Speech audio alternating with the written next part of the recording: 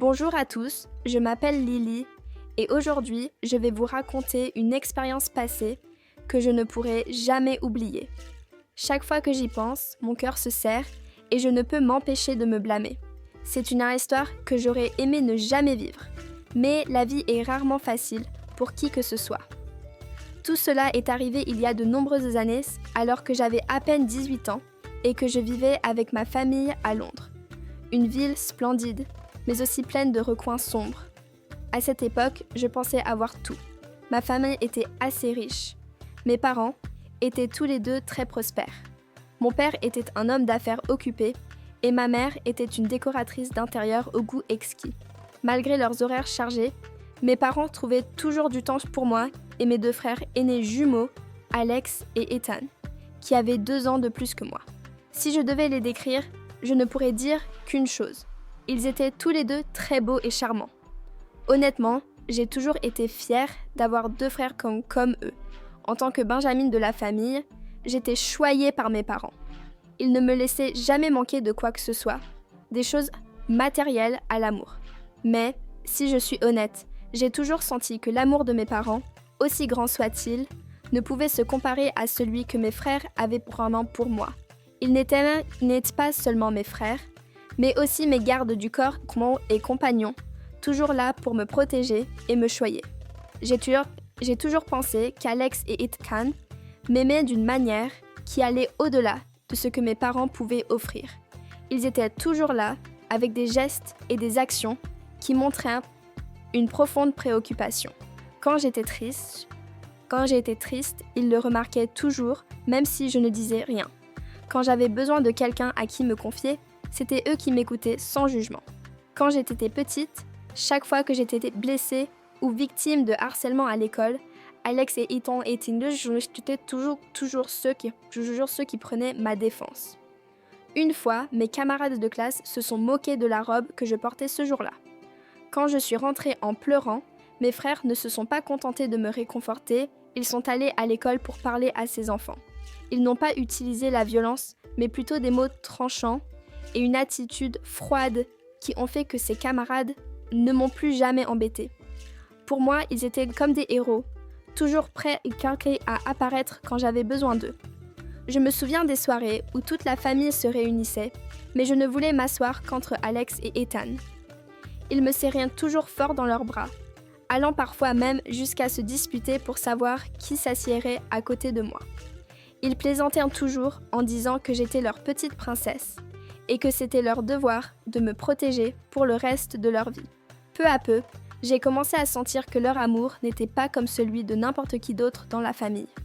Ils ont été les premiers à m'aider à surmonter les défis de l'adolescence.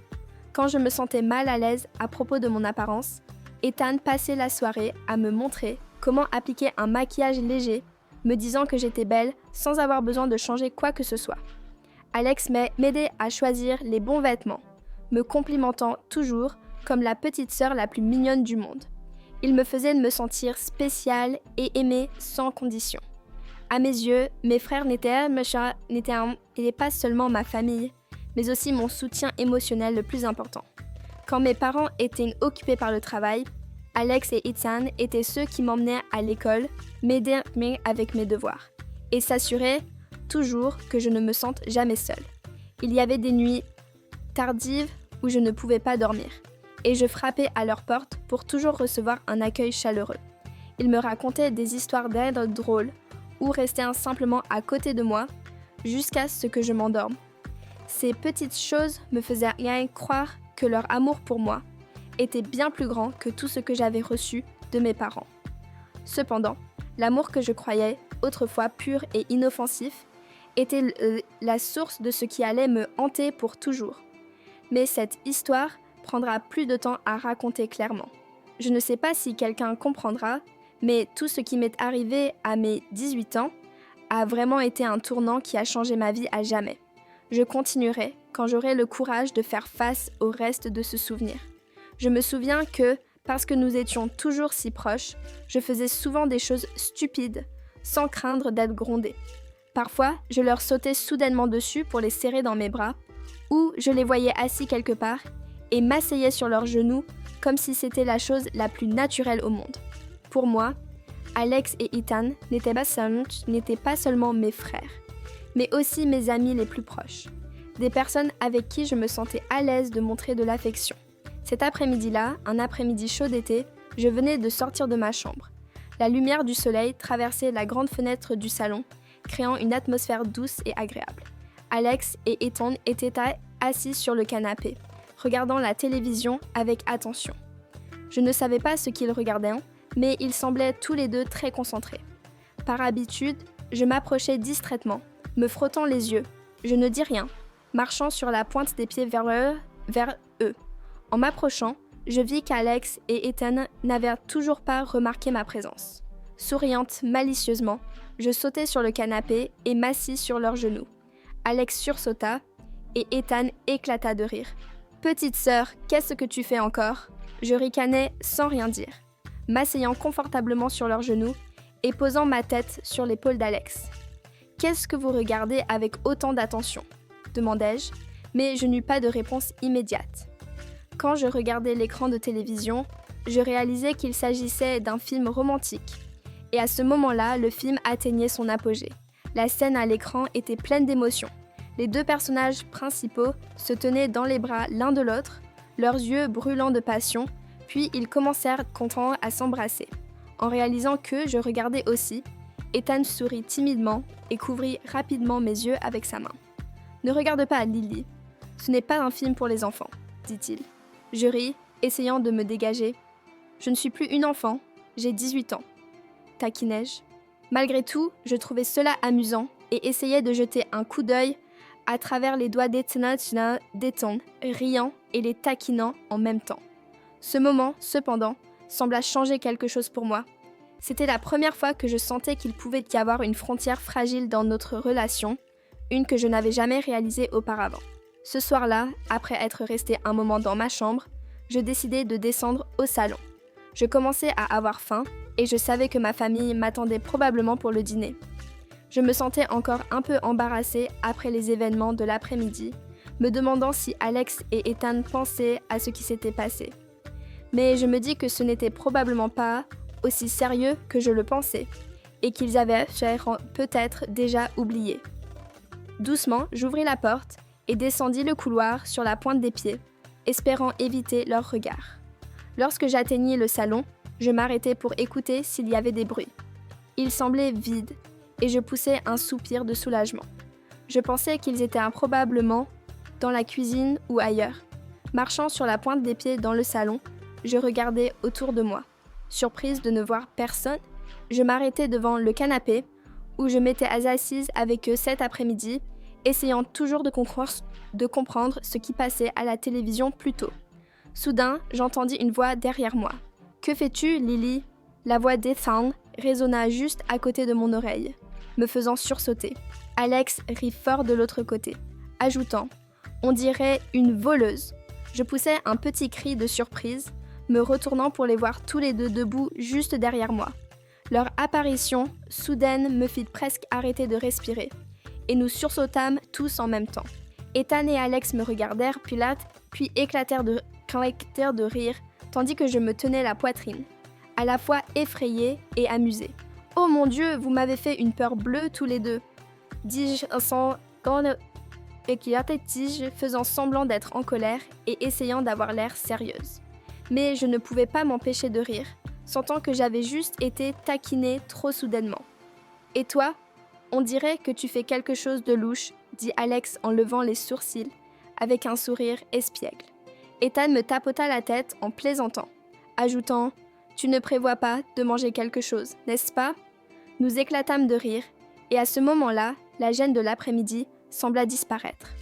Je poussai un soupir de soulagement, pensant que tout allait bien, que j'avais peut-être trop réfléchi.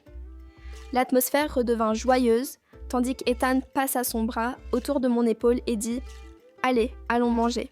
Toute la famille t'attend. » Je hochai la tête, souriant, et les suivis dans la cuisine. Toute la famille était réunie autour de la table à manger, et mes parents sourirent gentiment en me voyant. Je participais à l'atmosphère joyeuse, et toute sensation de gêne plutôt semblait s'être dissipée. Après le dîner, je fis la vaisselle avec ma mère, puis je montais dans ma chambre pour me préparer à me coucher tôt. Allongée sur mon lit, je repensais à ce qui s'était passé cet après-midi et aux taquineries pendant le dîner. Bien que je me sente un peu gênée, je ne ressentais plus d'anxiété. Je souris à moi-même, me disant que tout allait bien. Alex et Ethan étaient toujours les meilleurs frères que je pouvais avoir, et avec cette pensée réconfortante, je m'endormis paisiblement. Il semblait que c'était fini, mais ce n'était pas le cas. Ma chambre était séparée de la leur par un simple mur, si mince que même les plus petits bruits pouvaient facilement passer, des films à la musique. Un matin, moi qui étais connue dans la maison pour dormir jusqu'à 9 ou même 10 heures, me réveillais soudainement à 7 heures. Au début, je pensais que je me réveillais d'un rêve oublié, ou peut-être à cause de la lumière du soleil qui traversait les rideaux. Mais après quelques minutes, je réalisais qu'il y avait un bruit étrange provenant de la pièce voisine. Ma chambre se trouvait entre celle d'Alex et d'Ethan, et notre maison, construite dans un style classique, avait des murs assez fins. Si quelqu'un augmentait le volume de la musique ou de la télévision, le son se propageait facilement dans la maison. J'avais l'habitude de les entendre jouer à des jeux ou discuter, mais le son de ce matin-là était complètement différent. Ce n'était pas fort, mais c'était suffisamment clair pour attirer mon attention. Au début, je restais allongée, pensant qu'ils regardaient un film d'action ou quelque chose de similaire, mais après un moment, je commençais à sentir que quelque chose clochait. Le bruit n'était pas comme des coups de feu, des explosions ou tout autre bruit habituel de film. C'était intermittent, parfois long, parfois rapide, et cela fit battre mon cœur plus vite. Je ne pouvais pas vraiment le situer, mais ce bruit me semblait gênant et hors de propos. J'essayais de me dire que je réfléchissais trop. Je me demandais même si je n'étais pas encore à moitié endormie, imaginant des choses. Mais à mesure que les minutes passaient, je devins de plus en plus certaine qu'il s'agissait de toute autre chose. Je ne voulais pas trop y penser, mais le bruit devenait plus clair. Je commençais à me sentir mal à l'aise et embarrassée, entendre des sons provenant de la chambre de mes frères que je n'aurais pas dû entendre. Je ne pouvais plus rester au lit. Je me levai doucement et ouvris la porte de ma chambre, ne sachant pas ce que j'allais faire. Je marchais doucement dans le couloir, essayant de ne pas faire de bruit. Quand j'atteignis la porte de la chambre de mon frère, le bruit était encore plus clair. Je restai immobile devant la porte, me sentant gênée et confuse. Mon cœur battait la chamade, et mon esprit était en plein tumulte. Je savais que c'était peut-être quelque chose de normal, quelque chose que tout le monde vit. Mais l'entendre depuis la chambre de mes frères rendait la situation difficile à gérer. Je mordis mes lèvres, ne sachant pas si je devais retourner dans ma chambre ou rester. Je m'appuyais contre la porte, essayant de prendre une profonde inspiration pour me calmer, mais les bruits gênants rendaient difficile la clarté de mes pensées. Une partie de moi voulait partir immédiatement, mais une autre partie me retenait là, rendant difficile de m'éloigner. Soudain, la porte de la chambre s'ouvrit brusquement. Je fis un pas en arrière, presque incapable de réagir. Ethan se tenait juste devant moi, les yeux grands ouverts de surprise. Il semblait pris au dépourvu, et j'étais complètement confuse, ne sachant pas quoi dire. Nous restâmes là, face à face, pendant ce qui sembla une éternité. Le silence entre nous était étouffant. Ethan se racla la gorge, essayant de briser la tension. « Lily, toi, que fais-tu ici ?» Sa voix était troublée, essayant clairement de rester calme, mais incapable de cacher son embarras. Il leva la main pour se gratter la tête, ses yeux évitant les miens. Je pouvais voir qu'il se sentait mal à l'aise. Je n'étais pas mieux, mon cœur battait fort et tout mon corps semblait brûlant. Je baissai la tête, incapable de le regarder directement, et marmonnai « je passais juste par là ». Ma réponse n'était pas convaincante, mais c'était la seule chose qui me venait à l'esprit. À ce moment-là, le bruit dans la pièce s'arrêta et Alex sortit de derrière Ethan. Son visage, tout comme celui d'Ethan, montrait un mélange de timidité et de confusion. Il me regarda, puis jeta un coup d'œil à Ethan, comme s'il essayait de trouver une explication. Mais aucun de nous ne dit quoi que ce soit de plus. Nous restâmes là, pris dans une atmosphère gênante. J'essayais de forcer un sourire, passant ma main dans mes cheveux pour cacher mon embarras. Je passais juste par là, répétai-je, ma voix tremblant légèrement. Rien, je m'en vais maintenant. Je me retournai rapidement et m'éloignai, désireuse de sortir de cette situation le plus vite possible. Même si je ne me retournais pas, je pouvais sentir leurs yeux sur moi, comme s'ils ne savaient pas non plus comment réagir. Quand j'atteignis ma chambre, je fermai la porte et m'appuyai contre elle, poussant un soupir de soulagement. Mais mon cœur battait toujours la chamade, et un sentiment étrange et embarrassant persistait. Je m'assis sur le lit, mon esprit rempli de pensées diverses. La scène qui venait de se produire se rejouait sans cesse dans ma tête. L'expression surprise d'Ethan lorsqu'il ouvrit la porte, le regard embarrassé d'Alex quand il sortit, le silence gênant entre nous. Je n'arrivais pas à me calmer. Je me demandais ce qu'ils pensaient de moi à ce moment-là. Ils étaient probablement aussi embarrassés que moi, sinon plus. Mais ce qui me dérangeait le plus, c'était que j'étais là, entendant des sons que je n'aurais pas dû entendre. C'était peut-être un malheureux accident, mais je craignais que cela ne crée une gêne entre moi et mes frères, que j'avais toujours considérés comme mes amis les plus proches. Je mis mes mains sur mon visage, essayant de repousser les pensées négatives, mais elles continuaient de revenir. Je me dis que c'était juste une situation inattendue, quelque chose que personne ne voulait voir arriver.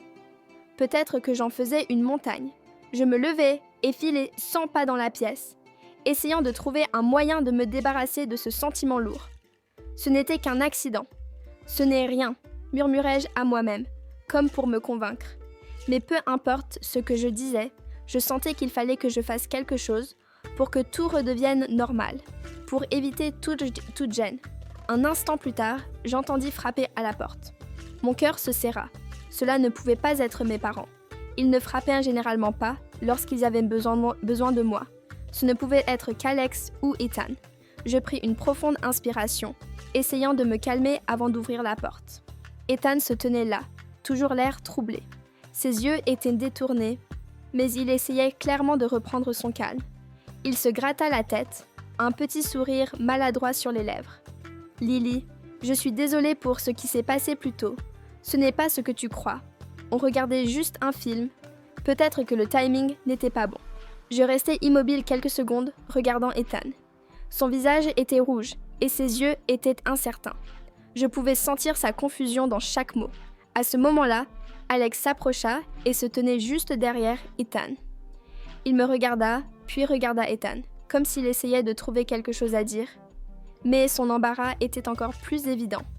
Le silence gênant entre nous était insupportable. Alors, je décidai de briser la glace.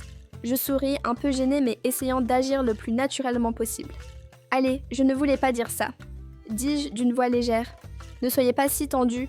Je passais juste par là, vraiment. » Ethan et Alex se regardèrent, comme s'ils communiquaient par les yeux.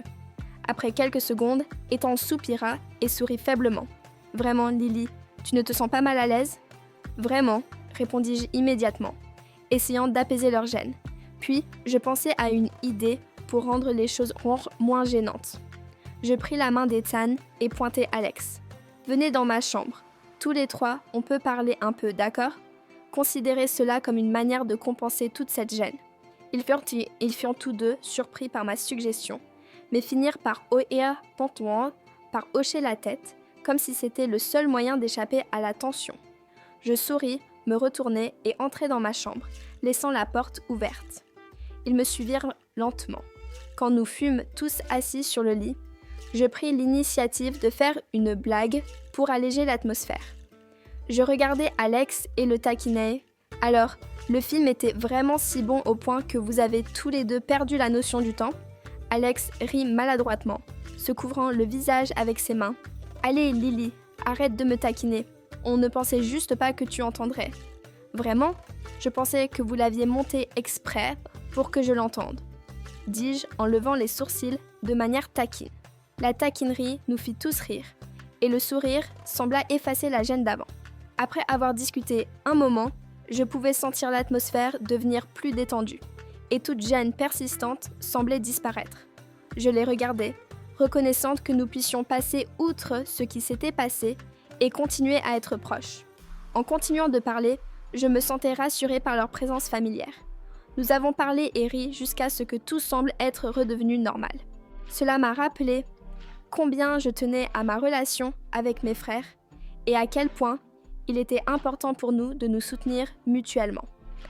Au bout d'un moment, Ethan me regarda, souriant légèrement. « Tu vas bien ?» demanda-t-il doucement. Je hochai la tête, lui rendant son sourire. « Je vais bien, et je crois que je vous aime encore plus, tous les deux, » dis-je, le visage légèrement rouge. Chacun d'eux prit une de mes mains, leurs yeux remplis d'affection. « Nous t'aimons aussi, » dirent-ils, et nous continuâmes à profiter du moment, le bonheur remplissant chaque petite partie de celui-ci. À partir de ce jour-là, notre relation a continué de grandir. Nous nous comprenions mieux et sommes devenus plus proches, mais sans franchir de limites. En y repensant, je réalise à quel point il est important de réfléchir avant d'agir impulsivement. La proximité que je partage avec mes frères est construite sur le respect, la compréhension et l'attention. À travers mon histoire, je veux donner un conseil à tous. Ne laissez pas des émotions passagères vous entraîner à prendre des décisions que vous pourriez regretter. Prenez le temps de réfléchir aux conséquences avant d'agir. Chérissez les relations dans votre vie et protégez les limites qui permettent qu'elles soient bâties sur le respect, la confiance et la compréhension. Le véritable amour et les relations durables n'ont pas besoin d'actions impulsives pour affirmer leurs valeurs. Ils sont construits sur la patience, la responsabilité et le respect mutuel. C'est la chose la plus importante.